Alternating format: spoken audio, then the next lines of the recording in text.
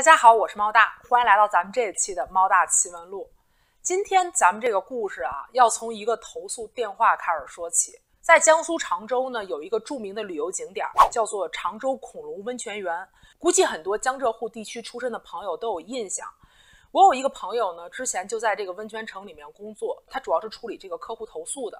有一天呢，他就接到一个投诉电话，对方气势汹汹地说：“我要投诉，你们这是欺诈行为。”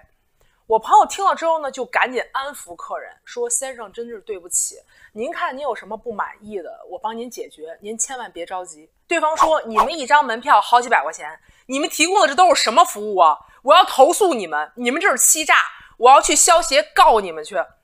我朋友一听就更紧张了，就赶紧接着安抚说：“您看先生，对不起，真是都是我们的问题。您看您是哪儿不满意，您告诉我，我来帮您解决。您可千万别投诉啊！”就这么说了半天的好话，对方才气鼓鼓地说：“哎，你们不是号称你们是东方的侏罗纪公园吗？那个侏罗纪公园我看过，你可骗不了我。人家的恐龙都是活的，都能动。我花了这么多钱带着一家子来这儿玩，就是为了看这个活恐龙。结果你们倒好，你们的恐龙都是死的，都是模型，都是骨头架子，不干！你们要不给我找个活恐龙过来，我就告你们。”这个故事呢，就一直在我们的朋友圈子里面传为笑谈。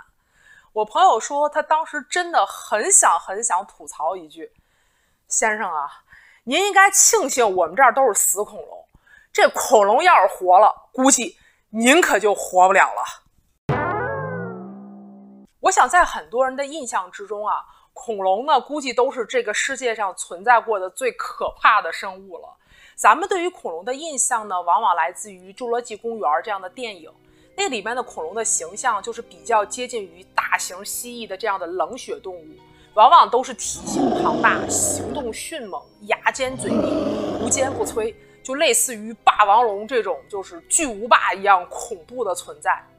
然而这一切呢，也许只是一个不切实际的幻想。为什么呢？因为这种对于恐龙的形象复原，基本上全部都依赖于出土的化石，而且其中大部分呢都是骨骼化石，软组织类似于像肌肉啊、血管啊这些，基本都没有能够保存下来。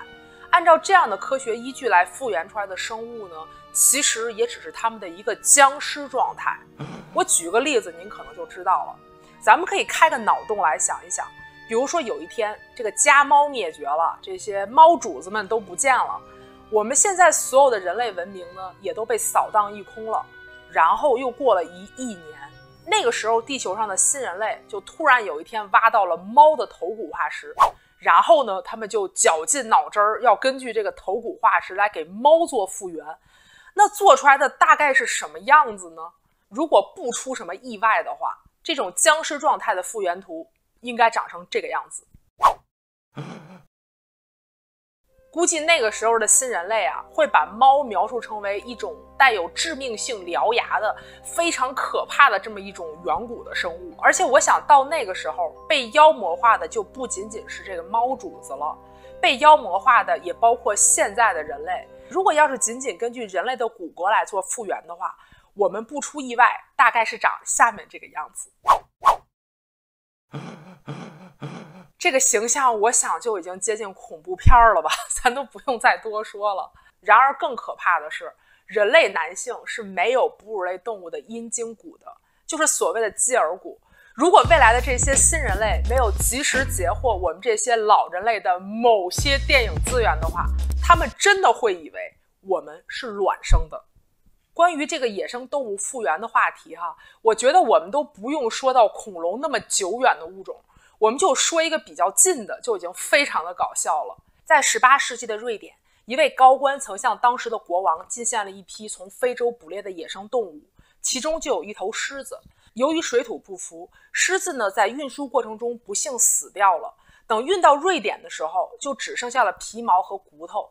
国王感到很难过，于是呢，复原的任务就交给了标本师。但是这个标本师呢，没出过国，也没有亲眼见过狮子，他只能是根据当时大家的描述，以及他对这个骨头还有皮毛的想象，把死马当成活马医。结果他就复原出来了这么个东西。哇！现在呢已经是博物馆的重点保护对象了。大家都觉得这个东西实在是太可爱了，也太魔性了，都想排队跟它合影。咱们可以想一下，这个狮子还是有皮毛、有骨头、有描述的现存生物，尚且给弄成这个样子，那恐龙都灭绝那么多年了，软组织都找不着了，咱们这个复原呢，也主要是靠想象为主了。人类对于恐龙最早的印象主要来自于蜥蜴，最早给恐龙命名的古生物学家理查德·欧文是当时古生物界的权威，他认为这种巨大的骨骼化石行走的姿势类似于蜥蜴，于是就给恐龙起名叫 dinosaur， 希腊语的意思就是恐怖的蜥蜴。但是后来随着我们对于恐龙的进一步研究，科学家在一些出土的琥珀和石灰岩里面发现了羽毛，人们这才意识到有些恐龙是有羽毛的。2008年，一位古生物学家 Chris Organ 曾经将霸王龙的局部蛋白序列跟哺乳类和鸟类等做了对比，再次提出跟霸王龙的亲缘关系最近的生物其实是鸡。霸王龙头骨具有7种胶原蛋白的遗迹，这些胶原蛋白都跟鸡非常的像。至此，科学家们才意识到，我们对于恐龙的许多理解也许是错误的。我们之前一直认为恐龙的灭绝源于6500万年前的小行星撞地球，恐龙的一切全部都消散于6500万年前的那场世界末日。然而事实也许并非如此，至少其中一类小型恐龙一路生存至今，演化成了如今近万种的鸟类。我们完全可以把身边养的这种走地鸡称为走地鸡龙，叫它们走地鸡龙也许会更加的准确一些。大约在10年前，古生物学家在蒙大拿州东南部的克里夫利组的地层中发现了一些绵延数米的地下洞穴遗迹。他们一开始认为这些地道和洞穴是人类挖出来的，不过很快就被打脸了，这明显是某种上古动物挖出来的。挖掘工作继续进行，人们很快在地洞深处发现了一些恐龙的化石。这些恐龙为什么会出现在远古的地洞里面呢？它们到底是地洞的制造者，还是被捕杀之后被这些地洞的制作者拖入地下当食物的呢？它们跟地底下流传已久的蜥蜴人传说到底有没有关系呢？经过进一步研究，古生物学家确定这些恐龙就是挖洞的人，他们就是这些古洞穴的创造者。根据他们的生活形态，科学家给它起了一个名字，叫做绝奔龙。绝奔龙是人类第一次发现的有血居证据的恐龙，是在恐龙研究中一个里程碑的发现。那绝奔龙在告诉我什么秘密呢？绝奔龙在提醒我们，在6500万年前，并不是所有的恐龙都灭绝了，还有一些通过挖地道转战地底，潜伏了6500万年，潜伏到世界末日过去，现代智人出现，潜伏到我们的人类社会中，期待有一日能够重新执掌霸权，重回霸主宝座。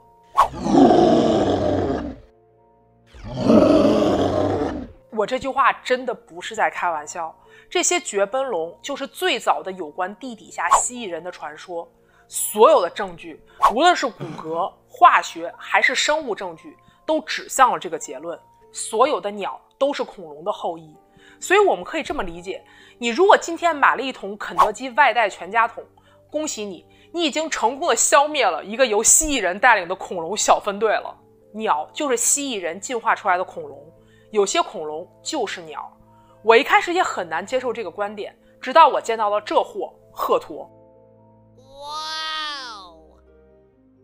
鹤鸵可以称得上是这蜥蜴人进化史中最完美的活化石。它的老祖宗就是著名的侏罗纪公园小偷窃蛋龙。鹤鸵完美的继承了窃蛋龙的外形遗产，从头到脚都长得一模一样。咱先看这个脑袋，从一出生开始，鹤鸵的脑袋上就长着一块凸起的骨甲，等长大以后，这个骨甲就变成了霸气十足的角质盔。而这个角质盔呢，不仅跟窃蛋龙的头部骨架长得一模一样，就连这个头冠里面的内部结构也是一模一样。咱们再看这个脚，你能想象到这玩意儿居然是鸡爪吗？鹤鸵的脚上有3根强壮的脚趾，脚爪可以长达12公分，异常锋利，跟出土的恐龙爪子完全就是一模一样，能够轻易地撕开对手的腹部并把内脏勾出来。贺图的脾气也是非常的暴烈，领地意识非常的强，喜欢争强斗狠，曾经有过多起杀人和伤人事件。它呢也是世界上第3大的鸟类，仅次于鸵鸟和耳苗。咱们可以试想一下，一个2米高的鹤鸵以50公里的速度把人撞飞，然后再跳起来1米多高，一脚把人踹飞，再用这把像匕首一样的脚爪一扑腾。这个人呀，除非是李小龙附体，或者像马保国一样有神功护体，否则轻则伤筋重骨，重则性命不保。历史上就曾经发生过多起鹤鸵伤人和杀人事件。2019年，美国佛罗里达州就有一位75岁的老爷子，就是在自家后院摔倒之后，被自己养的鹤鸵给踢死了。所以本频道在此呼吁大家，千万不要养这么可怕的东西当宠物啊，实在是太吓人了。毕竟呢，这个鹤鸵是隐藏在人类之间的蜥蜴人的后裔，这可真的不是那么好惹的。再回到咱们一开始的那个故事哈，我的这位朋友啊，这位常州恐龙温泉园的前员工，我想如果他能够穿越回去，他唯一能做的事情就是给这位投诉的大哥快递一份肯德基全家外卖桶，而且安慰他，贵宾您千万不要生气，我们送您一份恐龙全家桶套餐，算是给您赔礼道歉了，希望您能够笑纳。好了，今天节目就到这里，感谢大家的收看，喜欢的话别忘了订阅、点赞、收藏、转发，我们下个节目见，拜。